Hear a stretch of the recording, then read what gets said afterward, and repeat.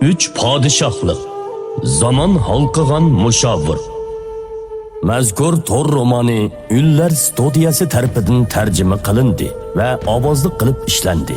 Asar mazmuni to'qilma bo'lib, hech qanday xurofotlikni qo'llamaydi. Ko'chirib tarqatganlarning qonuniy javobgarligi surishti qilinadi. Amgikimizga hurmat qiling. 12-bob. Tartuqlash. Birinchi tadbir bo'lsa, yezi eglikini gullantirib, xalqni beqish. Yanjuning yeri kichik, aholisi oz. Lekin siz Chingjo'dagi million seriq yog'liqni qabul qilgandan keyin odammi bir mahal ko'paydi. Lekin udan necha yil urush qilib, fuqarolar kun kechirolmas bo'lib qoldi. Shunga navbatdagi jiddiy ish Shujo'da emas, Yanjo'da.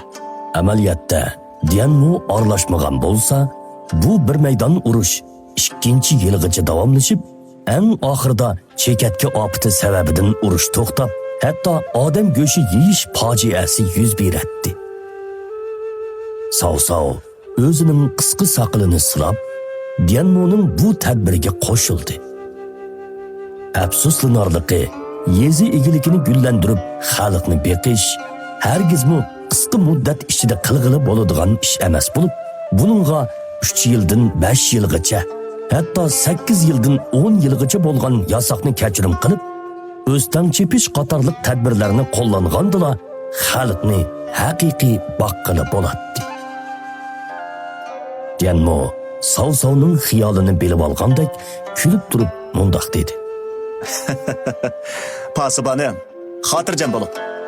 Kaminining 1 yil ichida Yanju fuqarolarini gullanish davriga qaytarib kelishga ishonchim bor.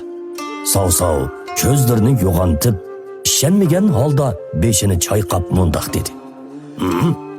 Bu mumkin emas. Hargiz mumkin emas. Bu nimali degan bilan lashkariy ishlar tadbiri emas bo'lib, yezi egiligini gullantirib, xalqni beqish ishi har bir qadamni puxta besishni talab qiladi. Lekin Sao Dianmo'ning xuddi ilgari Lübuni mag'lub qilgandagi abjil chorini o'ttirg'a qo'ygan chog'dikiga o'xshash ishonchisi borligini ko'rib, yana uni rostilla amali bordek his qildi. Pasibanim, mening qanday qiladiganimni ko'rib turing. Ma'qul. Men qarab turay.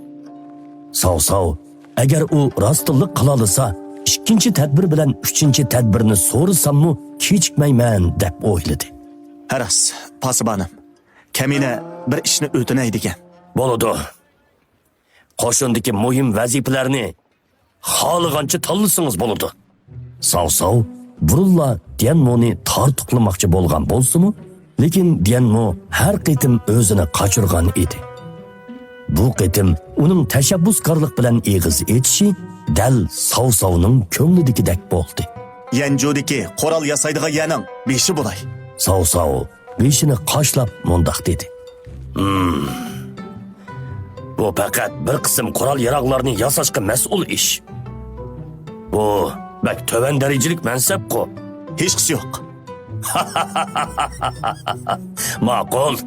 Men sizning mushu kamtar mijozingizni yaxshi ko'raman. Sao Dianmo'ni tortib Fuyang baliqiga bormoqchi bo'ldi. U faqat o'zimni haqiqiy turda zo'rayta olsamla, uningga qandoq amal kerak bo'lsa, keyin to'liqlab beraman. Uningga uvol qilmayman deb o'yladi. Kechi bo'lganda Sao allaqachon zo'r qo'shinni boshlab Fuyang baliqiga qaytib keldi.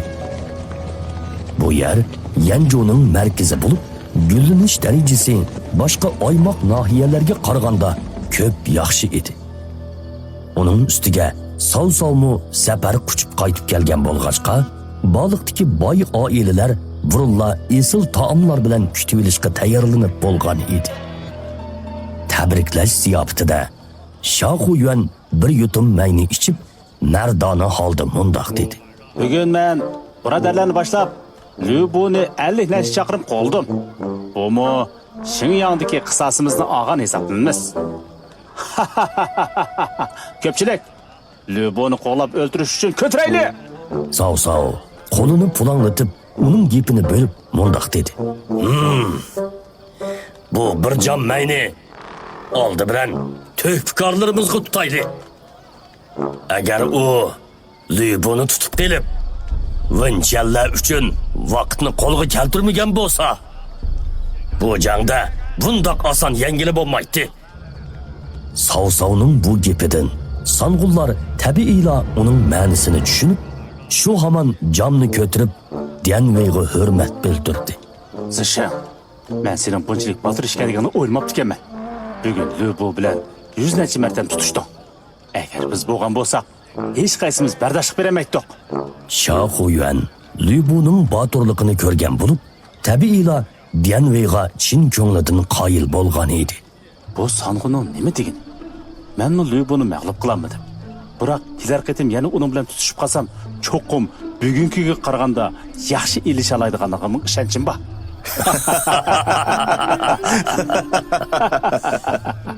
Dianveyning kamtarligi ko'pchilikni kuldirbatdi.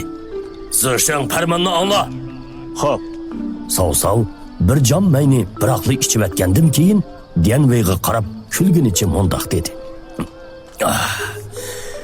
Bugundan boshlab seni yengilmas to'pbish qilib tayinlayman. 2000 lashkarni boshlab bevosita o'ttir qo'shiniga bo'ysunasan. Bu intoyin cho'ng in'om hisoblanadi. Shuni bilish kerakki, Dianvey hozir faqat bir cho'ng lashkar bo'lib, Udulla to'pbishi bo'lib tayinlansa, 6-7 daraja o'sganga barobar edi. Tutkil sov bargohida Sang'ulluq martabasi bordan faqat Shahu og'i ini bilan Sovrin og'i inilar bor edi. Hatto Lojin bilan Yujin Guanning hammasi to'pbishi darajasida edi. Eng muhimi, bevosita o'ttir qo'shiniga qarash deganlik, boshqacha qilib aytganda, bu to'pbishi faqat Savsavning bo'yruqiga bo'ysunadi deganlik bo'lib, boshqa Sang'ullarning uningga bo'yruq tushirish huquqi yo'q edi. Pasibonimga ko'p rahmat. Dianvey hayajonlanganidan hatto xo'p degan so'zni so'zlay olmaydigan bo'lib qoldi. Bu soddiliq Savsavni kuldiribdi. Savsav yana mundoq dedi.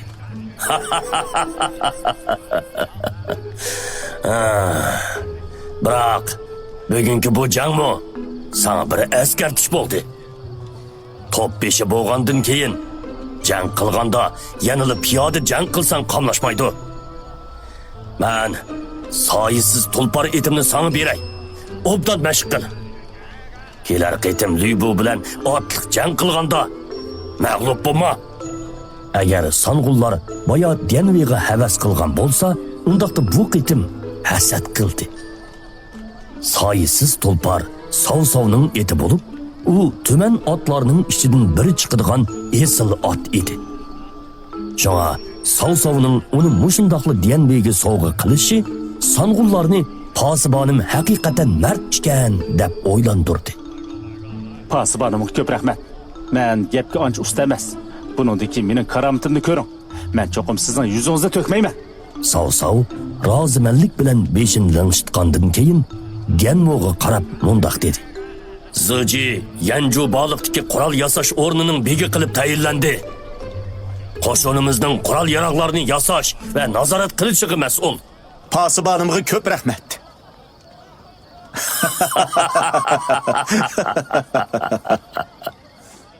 Dianmo bilan Savsav bir-biriga qarishib kulib qo'yishdi. Boshqalar pasibonim Dianveyni haqiqatan bek yaxshi ko'rdi ekan, uning inisimi lashkari amaldor qilib tayinlandi. Haqiqatan bir odamning e'tiborlanishi bilan uning yenidagi kishilarmi e'tiborlandi deb o'ylashdi. Lekin amaliy ahvol dal ularning farzining aksicha. Ya'ni Dianmo bo'lg'achqala Dianveyning e'tiborlanishga erishganligini bilmaydi. Amaliyotda bugun cho'ng g'alabaga erishishimizda Dian to'pbeshning to'pisi oz emas. Lekin eng muhimi yanıla pasibonimizning lashkarlarini avliyolardek ishlatganida. Savg'oning bu gapidan ozroq hasad qilganligi chiqib turadi. U tuyuqsiz hujum qilishga mas'ul bo'lgan bo'lib, lekin oxirida faqat to'pi daftarga ozroqli bir narsa yozilg'achqa Dianveyga selishtirganda farq bak cho'ng hisoblanadi. Lekin Savsav beshini chayqab mundoq dedi. Bu mening to'pam emas. Balki kaynimdagi talant egisining to'pisi. Bu gap chiqishi bilan sang'ullar gangrab turganda Shunyu birinchi bo'lib inkas qaytirdi. Bu Savsavning bu tadbirlarni haqiqatan boshqalar o'ylab chiqqanligini tunji qaytim e'tirof qilishi edi. Pasibanim, emsi o talant egiz qayada? Men onunga bir qaday may tutib, hurmatimni bildiray. Lojin shundoq degach o'rnidan turdi. Hojati yo'q. Ko'rishadigan vaqtinglar kelganda tabiiy holda ko'rishsizlar. Ko'pchilik bugun kash qong'uchi may ichsanglar bo'ladi. Bu kunlarda tatgan japoyinglarning o'rnini yaxshiroq to'ldiringlar. Savsavning bu gapidan keyin ko'pchilik o'zini qo'yib etib ishchishga boshladi. Faqat Shunyu to'xtamay Dianmo'ga qarab, ko'nglida mundoq deb o'yladi. Talant egiz olmadı. Acaba pasibanim Rasulullah Dianvi uchun inisini kat tartiqlaganmıdı? Lekin bu pasibanimning ish qilish prinsipiga o'xshamaydi. Bu qitimliq ziyofatda Dian og'i inilar g'arq mas bo'lib ketgan edi. Ular o'yg'ongan chog'da tush bo'lgan bo'lib, yuz ko'zini yuyib, Dianmo xuddi momaydek toplab Dianvega mundoq dedi. Ağa, sizga texi bayla o'tug'at berdi. Shunga bargohga berib, yo'lbos tamtakni olgandan keyin sarkarda lashkarlaringizni to'nib eling. Men bilan bormamsan? Menmi qurol yasash o'rniga berib ahvol egallashim kerakda. Sizning izchil bosh ko'tarib sangun bo'g'ingiz bor edi-ku. Hozir sangun bo'lgan turqliq yana nimishqa qo'rqinchaqlik qilasiz? Dedi Dianmo kulib turib. Hay. Bu nimani degan bilan tunji qitimliqi. Bo'ldi. Amsa inim. Qurol yasash o'rniga borganda ehtiyot qil. Kim gapingni anglamasa, menga de. Men uningga bu bir jup qo'sh nayzamning karomatini ko'rsatib qo'yay. Dianvening muhabbati Tayshan teg'idak eg'ir edi.